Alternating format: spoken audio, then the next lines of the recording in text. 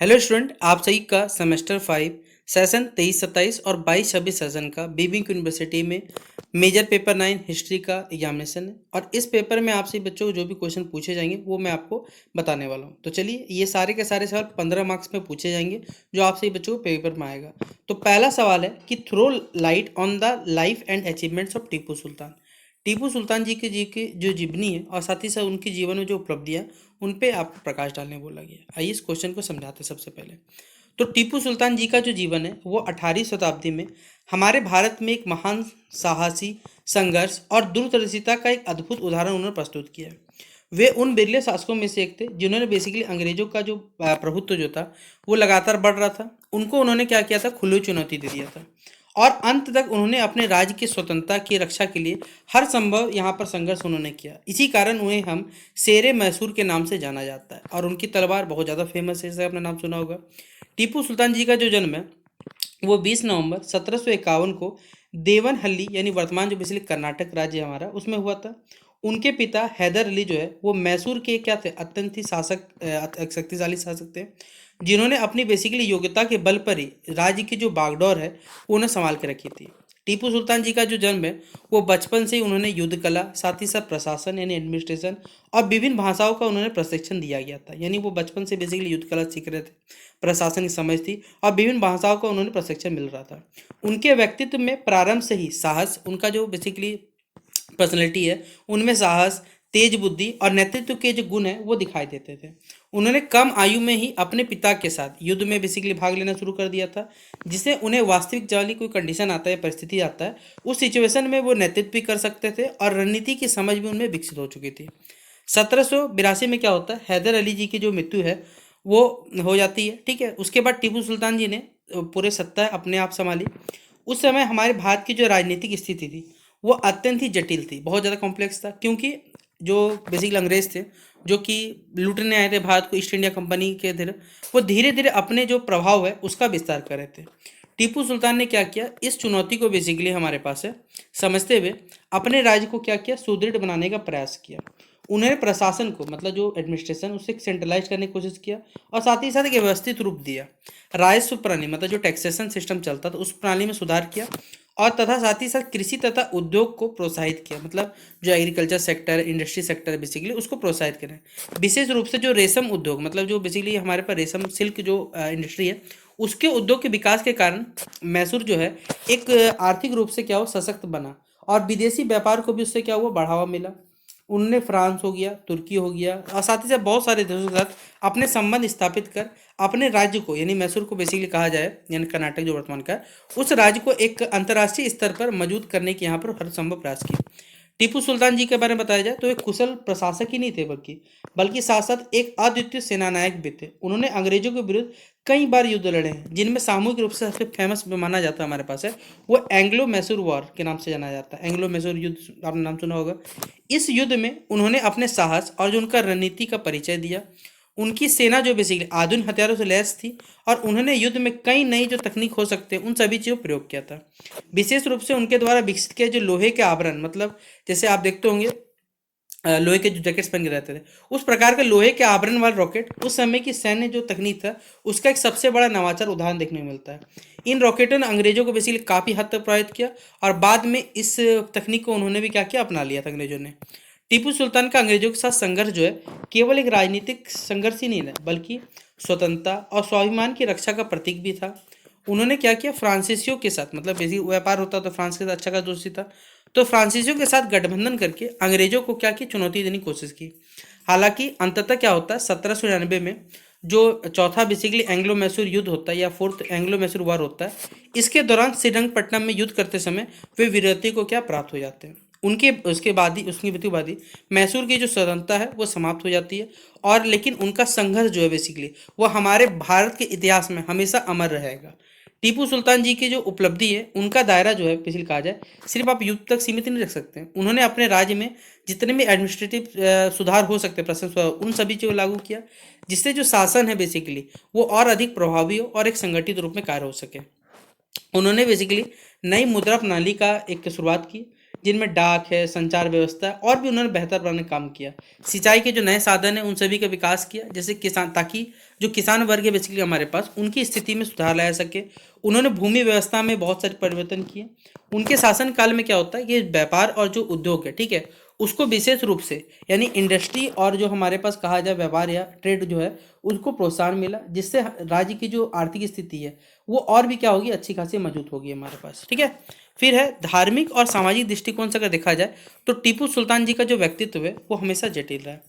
एक और वे इस्लामी जो परंपराओं थे उनका वो पालन करते थे, वहीं दूसरी और उन्होंने कई हिंदू जो मंदिर हमारे उनको भी दान में दिए, और विभिन्न समुदाय के लोगों को प्रशासन में क्या किया, स्थान दिया। इससे यह स्पष्ट होता है कि उनका जो दृष्टिकोण अगर देखना जाए वो केवल धार्मिक नहीं था, बल्कि साथ साथ व्यवहारिक भी था और प्रशासनिक भी था। अगर हम समग्र रूप से देखते हैं, मतलब होलिस्टिक रूप से देखा जाए, तो टीपू सुल्तान जो है एक ऐसे शासक थे जिनमें वीरता थी, दूरदर्शिता थी, साथ ही साथ नवाचार का एक अद्भुत संगम था। उन्होंने उस समय अंग्रेजों का सामना किया जब अधिकांश हमारे भारतीय शासक जो थे उनके सामने झुक रहे थे। उनका जो जीवन है हमको ये सिखाता है कि परिस्थिति आपके सामने चाहे कितनी भी कठिन क्यों न है, यदि आपके अंदर नेतृत्व में साहस है और संकल्प है, तो आप कठिन से कठिन जो भी समस्याएं या परिस्थिति है उनमें संघर्ष करके सर्वाइव कर सकते हैं। अंततः हम कह सकते हैं कि जो टीपू सुल्तान जी है वो हमारे भारतीय इतिहास में एक ऐसे योद्धा के रूप में अंकित हैं जिन्होंने अपने राज्य को, सम्मान को और स्वतंत्रता की रक्षा के लिए अंतिम सांस तक उन्होंने हर संघर्ष किया। उनकी वीरता, उनकी प्रशासनिक क्षमता और साथ ही साथ नवाचार जो है आज भी ये हमारे लिए प्रेरणा का स्रोत बना हुआ है, और उन्हें भारत के महान शासकों में एक विशिष्ट स्थान दिलाने का कार्य करता है ये। तो ये पहला क्वेश्चन था टीपू सुल्तान से जुड़ा हुआ, जो आपको 15 मार्क्स दिलाएगा पेपर में।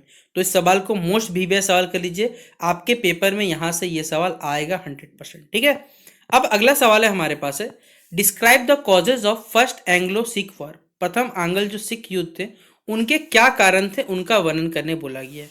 ये वाला सवाल भी 15 मार्क्स के लिए पेपर में पूछा जाता है। तो आइए चलिए इस क्वेश्चन समझते हैं सबसे पहले।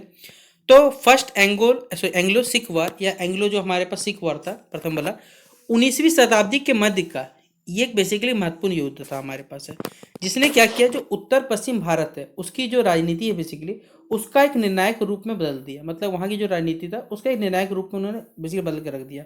यह युद्ध कहा जाए तो 1845 से 1846 में ब्रिटिश ईस्ट इंडिया कंपनी जो लुटखोरू कंपनी थी और जो हमारे भारत के सिख समाज के लोग हैं या सिख साम्राज्य के बीच लड़ा गया था। इसके पीछे कई बहुत सारे ऐसे राजनीतिक कारण थे, सैन्य कारण थे, कूटनीतिक कारण थे, जो धीरे धीरे तनाव को क्या कर रहे थे, जो भी तनाव स्ट्रेस चल रहा था उसको युद्ध में बदलते चले गए। सबसे पहले कारणों में बात करें अगर हम प्रमुख कारणों में, तो था सिख साम्राज्य में जो आंतरिक अस्थिरता थी, ठीक है, उनमें था जो महाराजा रंजीत सिंह थे उनकी 1839 में मृत्यु के बाद उत्पन्न हुई। रंजीत सिंह जो थे एक शक्तिशाली और दूरदर्शी बेसिक शासक थे। उन्होंने विभिन्न जो सिख मिसलों है उनको एकजुट करके एक सुदृढ़ राज्य बनाने की यहाँ पर स्थापना की थी। उनके रहते रहते जब अंग्रेज और सिखों के बीच में एक संतुलन बना हुआ, लेकिन जैसे उनका मृत्यु हुआ या उनका निधन हुआ, उनके उत्तराधिकारी को लेकर फिर संघर्ष शुरू हो गया। लगातार दरबारी जो है वो षड्यंत्र रस्ते चले गए, शासक कमजोर निकले और नेतृत्व का अभाव देखने को मिला। इन सब ने बेसिकली राज्य को क्या किया, अंदर से खोखला बना कर रख दिया था, ठीक है। ये प्रथम कारणों में से एक माना जाता है। इन आंतरिक जो कारण थे या कमजोरी था, इसका सीधा प्रभाव जो है वो सिख सेना में देखने को मिला, यानी खालसा जो फौज था उस पर भी हमें देखने को मिला। खालसा सबसे पहले, खालसा सेना जो है पहले वो अनुशासित और शक्तिशाली सेना थी, लेकिन धीरे धीरे जब आप में यहाँ पर कमजोरी दिखी जाएगी सेना में, तो धीरे खुद क्या होगा, कई राजनीतिक मामलों में हस्तक्षेप करने लगी। सैनिकों ने क्या किया, दरबार पर जो दबाव है वो बनाना शुरू कर दिया और खुद ही क्या करने लगे, राज्य की जो असली शक्ति है उसे समझने लगे।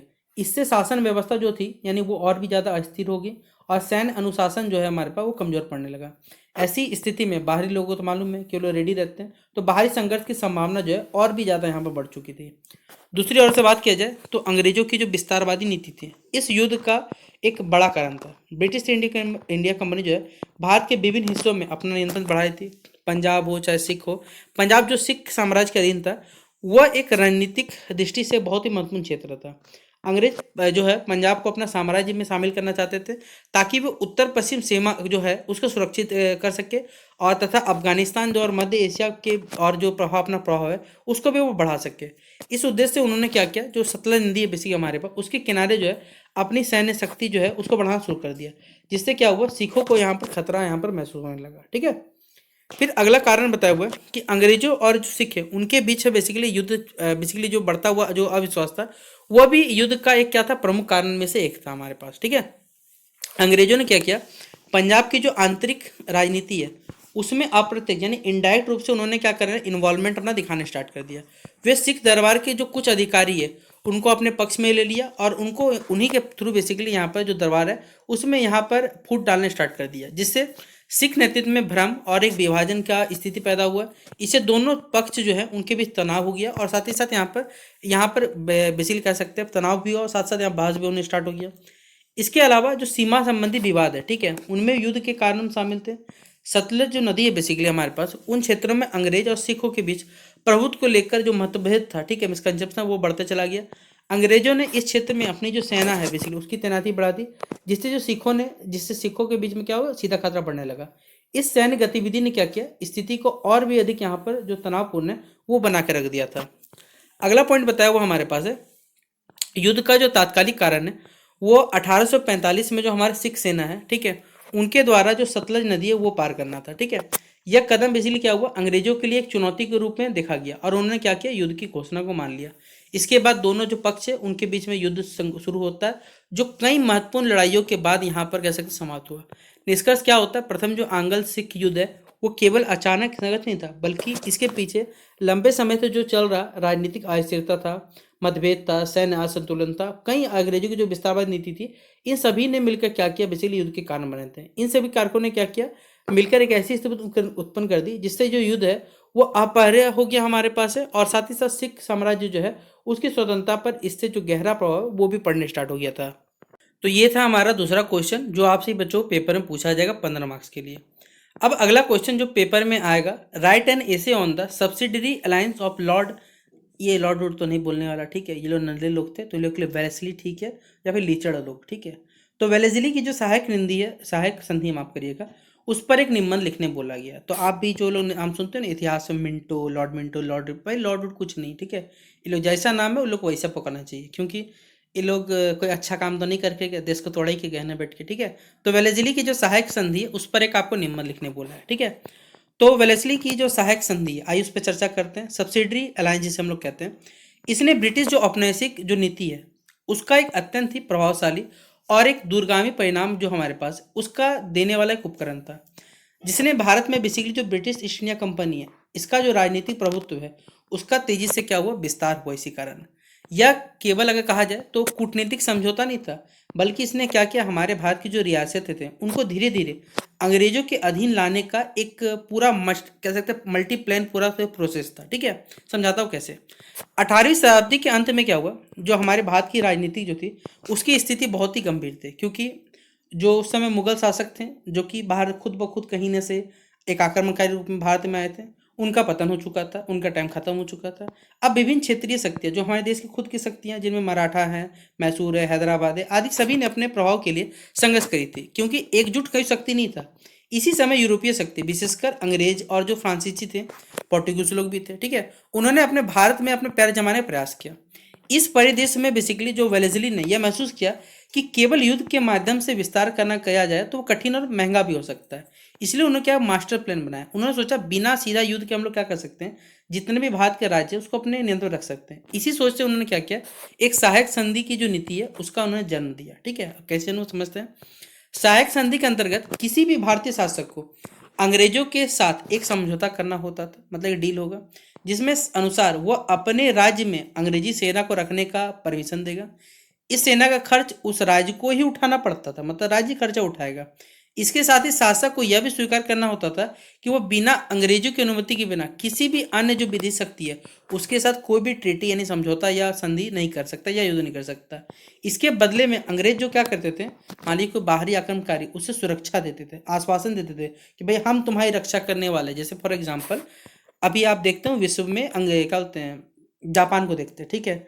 बेसिकली अमेरिका ने क्या किया, जापान पे फोड़ा, बम फोड़ा, बाद में उसे खुद प्रोटेक्शन दे रहा है, कभी ना कभी खुद उसे अपने अंडर में रख लेगा कि ये देश आप अपना है, ठीक है, वही काम होने वाला है। इस प्रकार यह संधि जो है देखने में तो आपको लगेगा कि भाई इनको सुरक्षा मिलेगा, सुरक्षा का साधन प्रस्तुत होता है, लेकिन वास्तव में यह राज्य का जो आपका खुद का सार्वभौमिकता, जिस सोवरेनिटी कहते हैं या आत्मीयता कहिए, वो खुद ब खुद कहीं खत्म हो जाता है, लिमिटेशन पर रख जाता है। इस नीति का सबसे पहला और जो प्रमुख उदाहरण है वो हैदराबाद का राज था, जहाँ के जो निजाम है बेसिकली उन्होंने 1798 में सहायक संधि पे क्या स्वीकार कर लिया। इसके बाद कई अन्य राज्यों ने भी इसे धीरे धीरे अपना लिया, जिसमें अवध थे, तंजौर थे, सूरत है, पेशवा है। इन सभी के अधीन जो है वो मराठा साम्राज्य शामिल थे। धीरे धीरे यह नीति जो है बेसिकली पूरे भारत में फैल गई। अब अंग्रेजों के बिना सीधा जो शासन वो नहीं किया जा सकता था, ये सभी उनके नियंत्रण में आ चुके थे।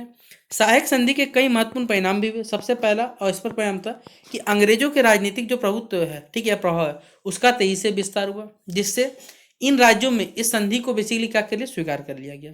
वे अब नाम मात्र के कि भैया आप नाम के बस राजा रह चुके। उनकी विदेश नीति, उनकी सैन्य व्यवस्था पूरी तरह अंग्रेजों के अधीन में हो चुकी थी, नियंत्रण में हो चुकी थी। इससे भारतीय शासकों की जो स्वतंत्रता है वो समाप्त होने लगी और वो धीरे धीरे क्या होना, अंग्रेजों पे बेसिकली पूर्ण निर्भर हो गए। दूसरा परिणाम अगर बात करें तो हमारे भारतीय या कह सकते हैं हमारे आर्थिक शोषण के रूप में सामने आया यहाँ पर। जैसे अंग्रेजी सेना का रखरखाव खर्च बहुत अधिक होता था, जिससे हमारे भारतीय राज्यों को वहन करना पड़ता था। इससे उनके खाना जो खजाने थे बेसिकली उन पर भारी बोझ पड़ा और कई बार उन्हें अपनी भूमि का एक हिस्सा जो बेसिकली अंग्रेजों देना पड़ा। इस प्रकार सहायक संधि ने बेसिकली क्या किया, आर्थिक रूप से हमारे जो भारतीय राज्य उनको कमजोर कर दिया। तीसरा था भारतीय राज्यों की जो सैन्य शक्ति है उसका ह्रास हुआ यहाँ पर, क्योंकि अब खुद की रक्षा अंग्रेजों के हाथ में थी, इसलिए उन्होंने अपनी सेनाओं को कम कर दिया। इससे पूरी तरह अंग्रेज पर निर्भर हो गए और किसी प्रकार का विद्रोह या जो विद्रोह या विरोध है उसकी क्षमता खो बैठे। जैसे यूरोपियन यूनियन, अमेरिका क्या बोलता था कि भैया आप लोग नाटो के सदस्य हो जाओ, हम लोग आपको क्या देंगे, भैया हम लोग आपको हेल्प करेंगे, कोई हमला करेगा हम आप पे हमला करेंगे। कहाँ है सर, आप बताइए, खुद सोचिए, यूक्रेन बेचारा शामिल होने गया था, रूस ने उसे खत्म ही कर दिया, खाली नाम का युद्ध चल रहा है, ठीक है। क्या कर लिया अमेरिका ने, कुछ थोड़ी कर पाया भाई, कुछ नहीं कर सकता, उसके अंदर भी उतना जिगरा नहीं है, ठीक है, गुदा नहीं है कि वो कुछ कर पाए, ठीक है। तो ये बस जितने भी अपने बाहर के कंट्रीज है ना, सबका एक ही लक्ष्य है कि भैया किसी तरह लूट पीट के अपना जिंदगी चलो। यूरोपियन जितने भी वेस्टर्न कंट्रीज अगर देखोगे, पहले के टाइम बहुत रिच होकर थे, अब सब फकीर होकर बैठे है, किसी के पास खुद का कोई सहन शक्ति नहीं है, चाहे वो फ्रांस हो चाहे रोम हो, ठीक है। ये सब के सब जितने भी देश आप पढ़ोगे ना, सब इतिहास पढ़ोगे तो आपको पता चलेगा जियो पॉलिटिक्स में इनका कुछ भी अब खुद का कुछ नहीं रहा, ठीक है। हालांकि कुछ दृष्टियों से यह जो नीति है वो भारतीय शासकों के लिए लाभकारी प्रतीत होती थी, क्योंकि लगता था उन्हें बाहरी आक्रमणकारी सुरक्षा मिलती थी और आंतरिक जो शांति है वो बनाए रखने में मदद मिलती, क्योंकि यह जो लाभ है बेसिकली अस्थायी थी और एक सीमित थी। इससे बदले उन्हें अपनी जो स्वतंत्रता है और जो आत्मनिर्भरता है उसका ही त्याग करना पड़ता था। निष्कर्ष कहे तो वेलेजली एक लीचड़ था, ठीक है, मेरे हिसाब से, जिसकी सहायक जो संधि है वो ब्रिटिश साम्राज्यवाद की एक अत्यंत ही चतुर और प्रभावी नीति थी। उन्होंने क्या किया, जिससे भारत के वर्चस्व को बेसिकली स्थापित करने में महत्वपूर्ण भूमिका निभाई। यह जो नीति है युद्ध के बजाय जो कूटनीति के माध्यम से अपना जो नियंत्रण है वो भारत में स्थापित करने का एक माध्यम बन चुका था। हालांकि यह बाहरी रूप से सहयोग और सुरक्षा का प्रतीक बनता था, लेकिन वास्तविकता में यह नहीं था। यह बेसिकली भारत के राज्यों की स्वतंत्रता उसको छीनना था। इस प्रकार सहायक जो संधि बेसिकली उसने हमारे भारतीय इतिहास में जो औपनिवेशिक विस्तार है, कॉलोनिज्म जो विस्तार हुआ था, उसका यहाँ महत्वपूर्ण कड़ी के रूप में उभर के बाहर निकलता है। तो ये 3 क्वेश्चन जो रहा, जिसमें से ये 3 के 3 इंपॉर्टेंट क्वेश्चन 15 मार्क्स का सारा जो आपसे ये बच्चों पेपर पूछा जाएगा। तो अब आपसे ये बच्चे आराम से अपने हिस्ट्री पेपर की तैयारी करिएगा। बाकी वीडियो कैसा लगा जरूर बताइएगा, शेयर कर दीजिएगा और हमारे चैनल के प्ले सेक्शन पे और भी वीडियोस बने हुए आप जिनको जाकर देखिए और अच्छे से एग्जाम की प्रिपरेशन करिए। बाकी आपसे बच्चों बेस्ट विश हमारी तरफ से, मिलते हैं नेक्स्ट वीडियो पे। जय हिंद और जय भारत।